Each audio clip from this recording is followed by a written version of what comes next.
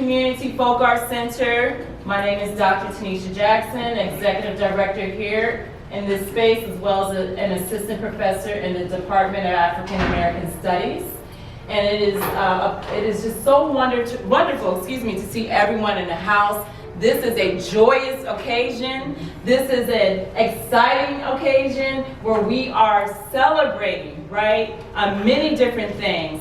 But I first and foremost want to make sure that you feel welcome and that you understand the space that you're standing in. So for those of you who don't know, the Community Folk Arts Center is now 51 years old. Yes. And we are a proud unit of the Department of African American Studies. And as part of its legacy, we are so honored to have the art unveiling ceremony tonight. And so this ceremony is in celebration of, I should introduce our Professor Emerita, right? Janis A. She had the vision, right, and the heart to have a piece of art commission, a vessel commissioned by the Dr. David MacDonald. So this is special on many fronts, and to really honor and dedicate it to the one and only Toni Morrison. As well as to the Department of African American Studies. And in addition to you all being here, we also have the honor of having Toni Morrison's granddaughter, who is present here on Zoom, and she just turned on, yes? So thank you for joining us, and we hope that you and your family feel honored by this occasion. With that being said, I'm going to turn this over to Dr. Mays. Thank you. Thank you so much. I'm so happy to be here. This is the first time I've been back on campus, I think, in 3 years. But I keep up with the university through SU News, and I also read, let me tell you, the Daily Guardian. So I'm real hip to what's happening. I'd like to thank you, Tanisha, for the introduction. I'd like to thank you also for your work on this event and for ensuring that the department's original idea of having an extension to the community remains viable and real. And that's the case. I want to thank Ms. Carr for making the program. It's a beautiful program in the flyer. You had to think about that. And it doesn't just come automatically. And I'd like to thank Cedric because you did a really good promotion and publicity. I read Facebook now. When you're retired, you can read Facebook. I read Facebook. You don't read Facebook? Oh, come on, Dr. Dirt. I have to see what he calls himself, Dr. Dirt. So thank you so much for that. I really appreciate it. There's someone in the room, I won't call any names, who's saying in her head, sis, this is really not about you. Keep this short. Let's get the unveiling on. People are here to see David's work. So I hear you, sis, and I'm going to do that. I also want to thank David especially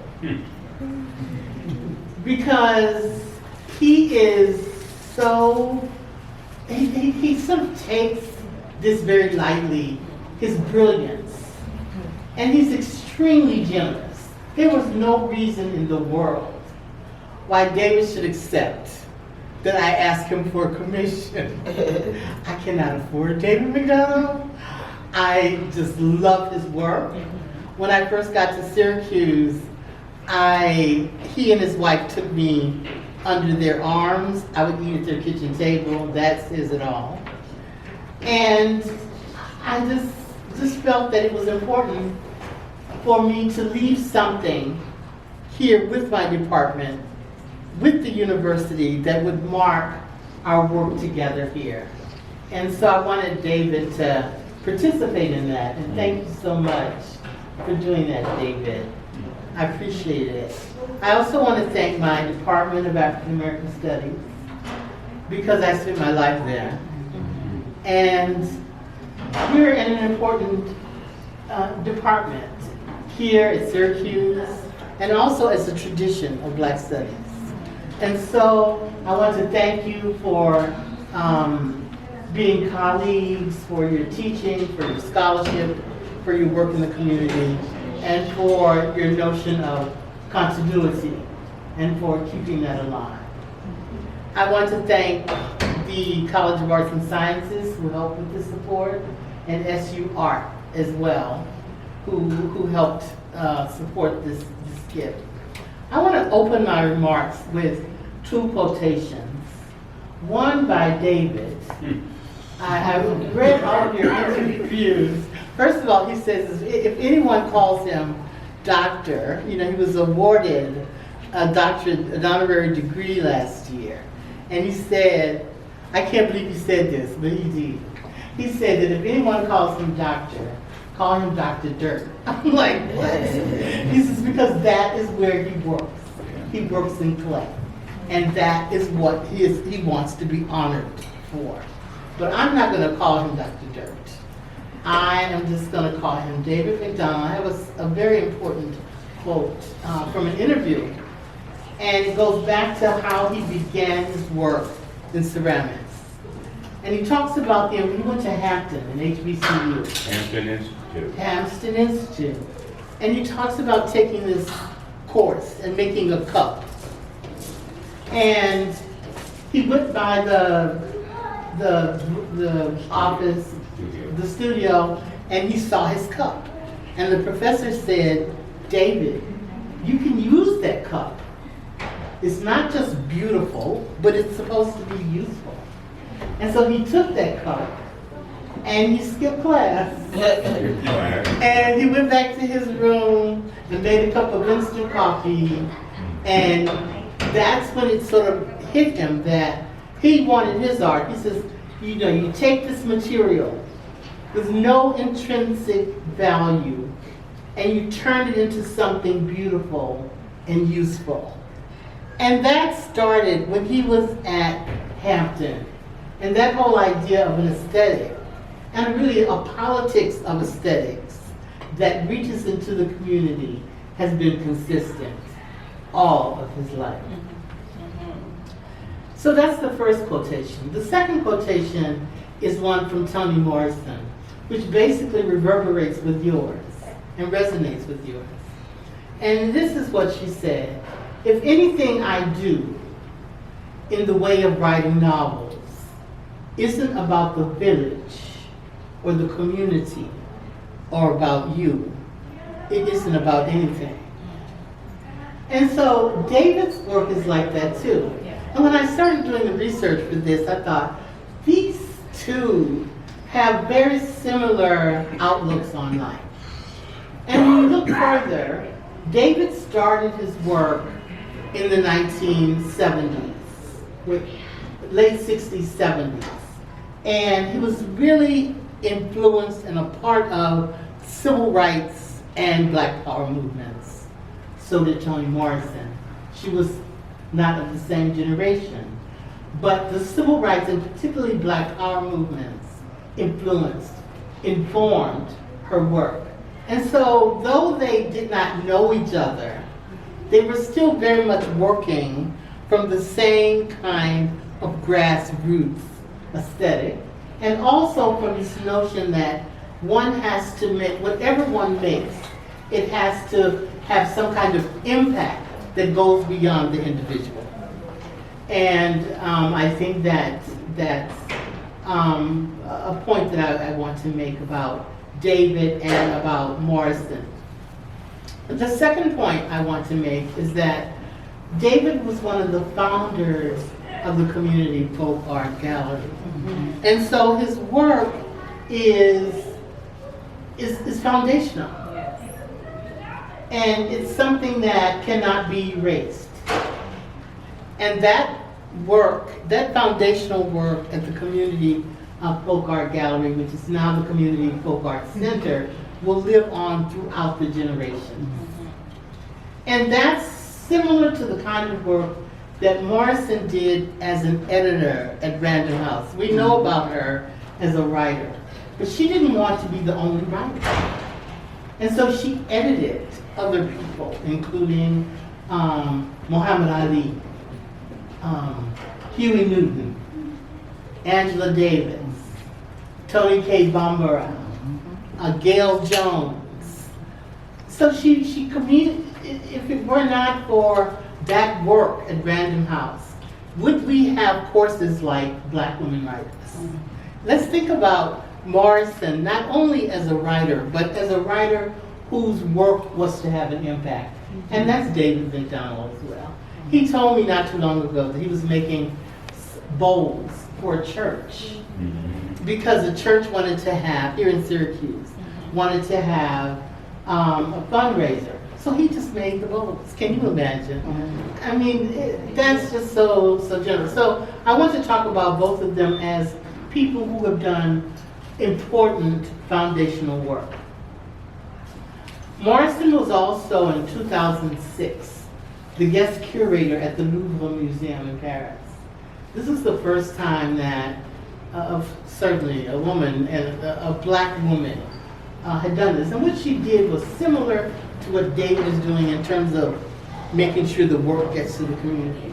First of all, it wasn't just about her. She brought in she brought in visual artists, dancers, cinematic people, and so everybody, she was showing the linkages between her work and all of the arts, and it had to be shared. And she also made sure that the French government brought in the school children from the suburbs, and the suburbs are not the same as the suburbs, from the Black communities, and bring those children into the Louvre. Because she said, what am I doing in the Louvre if children cannot see this and be inspired by this? And so they bust children in, and that was the heaviest police presence they've had at the Louvre, sorry.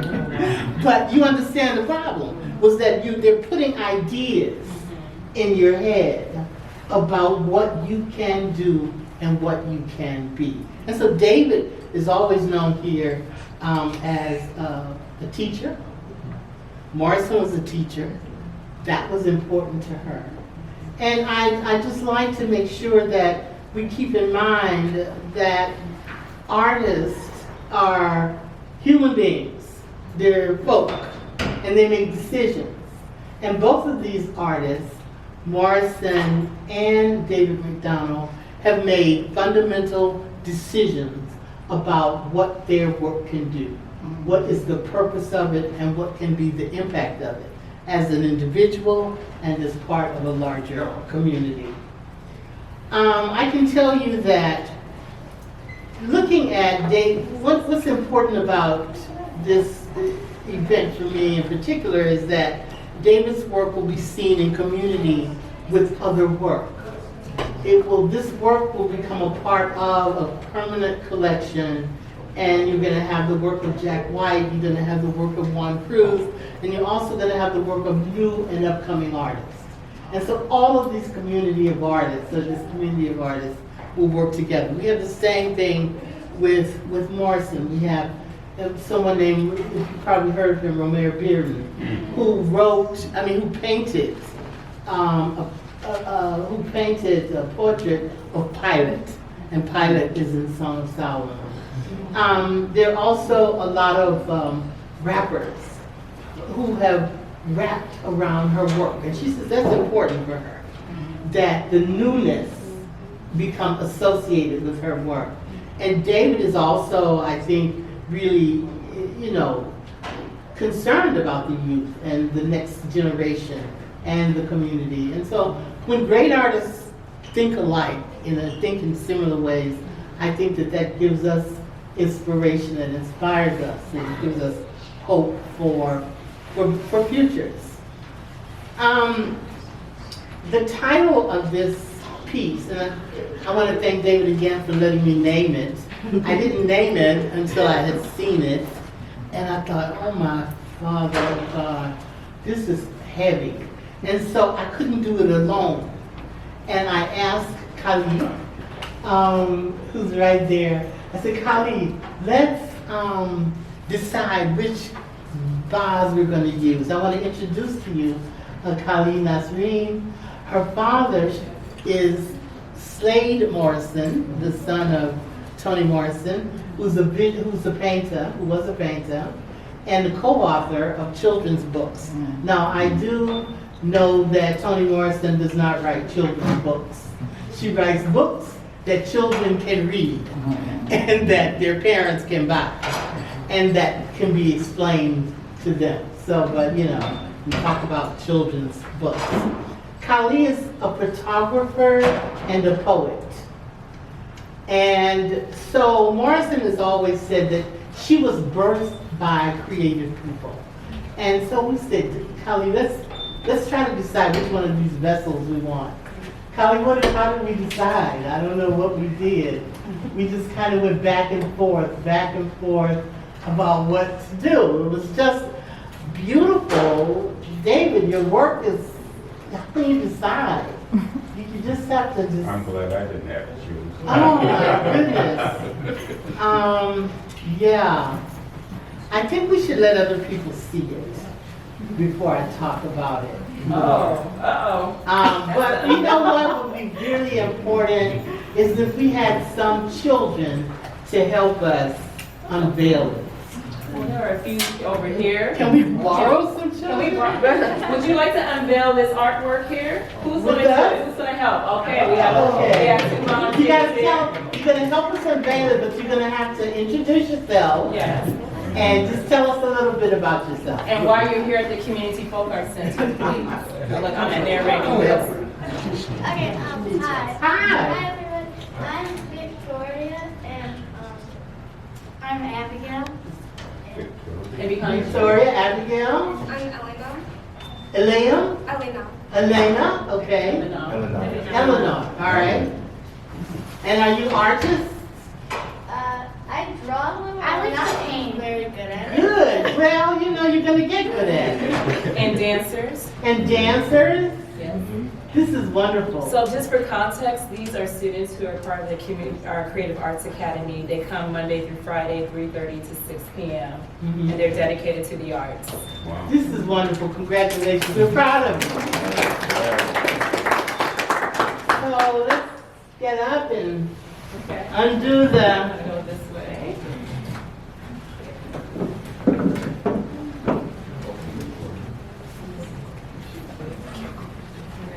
Yeah. Okay. And so what I'd like to do before you do that is turn Holly here so that she can see. If someone can help me, please. Then why don't you get on one side and then we get them in the front. There we go. You all can be here and think it. Well, oh, me? Yeah. Main one. That's why I was doing this. And you got, okay, good. I think it's good, yeah. Okay, so let's unveil the Ancestor As Foundation. Let's take this off. Oh, just pull it off. Pull it out. Take this off. A little harder. I hope you're insured.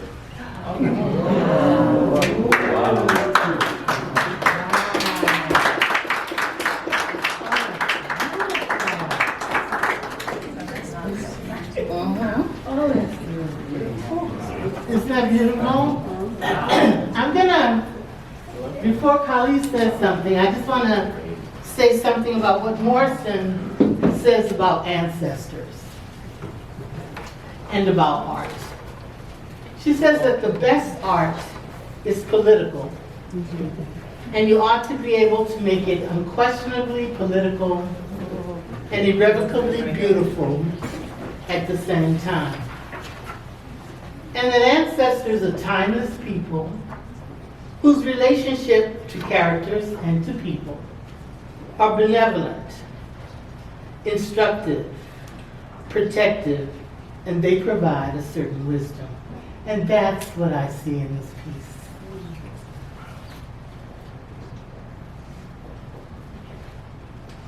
Kelly, you want to say something? Did you hear? Sure. Unmute yourself. I'm facing the art, but everyone can hear me? Yes. Okay. Hold on 1 second. I just want to say thank you for this gorgeous ceremony and for welcoming me. My grand's home was filled with art, real art, living art, things made of wood, stone, and aging foliage. Paintings that spoke a different language depending on the position of the sun. Woodwork would emit a sheen as if the daylight gave it a wink. Sculptures with personality and enigmatic presence.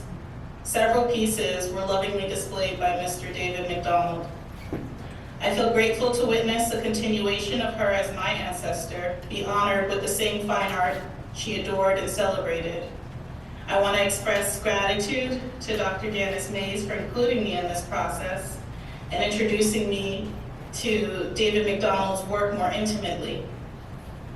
And my deepest awe and gratitude to the artist, David MacDonald, for his impeccable craft and inventive mind. I am beyond impressed, and I know with certainty my grand would be as well. Thank you for inviting me to say thank you.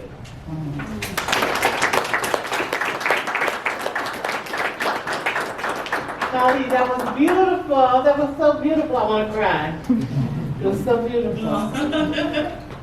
Oh my goodness. And I want to thank Kelly, and I want to gift this original ceramic artwork to the department. We have struggled, but our struggles are we. There's beauty there. There's strength there. There's scholarship, teaching. We're with our students. And if the institution cares, it's good. If it doesn't care, we still have to be committed. We have to work together. We have to make sure that what Morrison believes, what David believes, what our ancestors are expecting of us, that we follow through.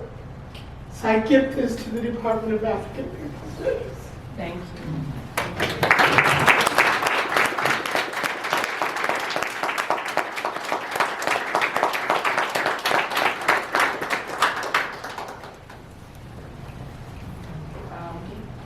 So, next on the program, we'll hear from two leadership, former chairs of the Department of African American Studies. I introduce to you Dr. Joan Bryant and Dr. Herb Ruffin. Herb will begin with a poem from the celebration, the 2021 celebration. Professor. Every goodbye ain't gone.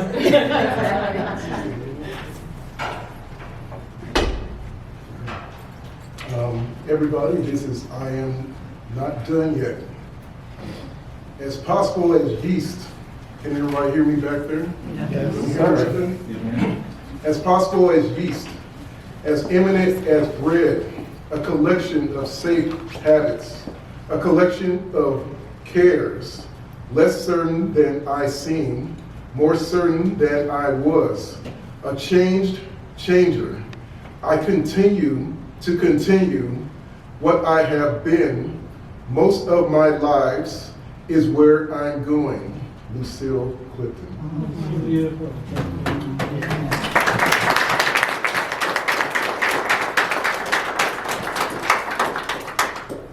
So in accepting this gift, we acknowledge lessons from Toni Morrison and from Janis A in how to explore and represent the complexities of Black identities, experiences, relationships, ideas, the complexities of Black lives. And we reaffirm the obligation to remember and carry on the work of telling, teaching, pondering, representing, and grappling with the Black past, present, and future. So we thank you, Janis, for honoring African American Studies and Toni Morrison with this gift as a reminder of our responsibility to our ancestors and to the future. Thank you.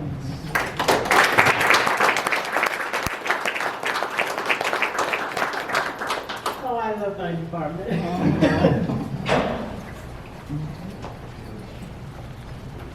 So I think this is the part where, the fun part where we get to accept it. And so someone has to facilitate that. This is Yeah, acceptance so of- this becomes a part of the permanent collection of the Community Folk Arts Center as an extension of our department's reach into the community.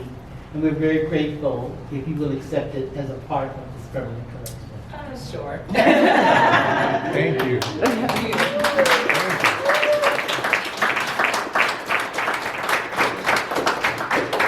So, when I first got the call that this was going to be housed at the Community Folk Arts Center, that was the wishes, I was like, oh wow, where am I going to put this thing? Before I even saw it, right? And I was thinking about how, you know, this is just an honor that we don't take lightly.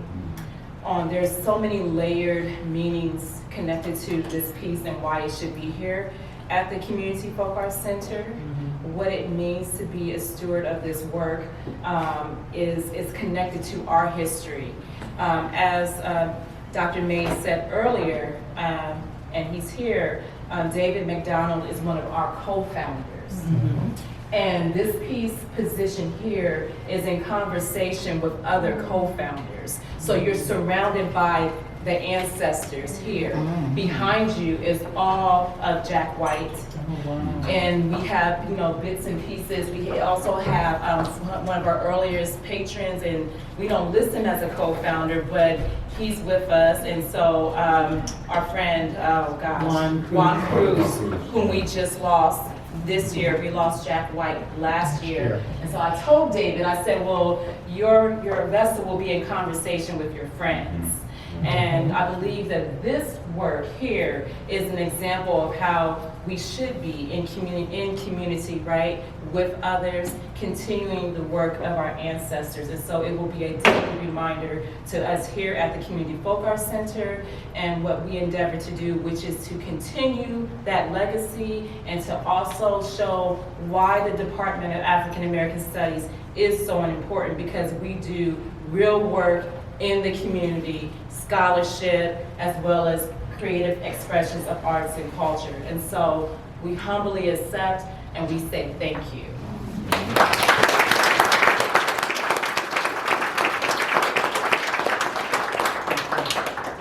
I forgot to mention that Toni Morrison was a Jeannette K. Watson Distinguished Visiting Professor in the College of Arts and Sciences in 1988. And she gave 3 lectures that I've never seen Hendricks Chapel that ever.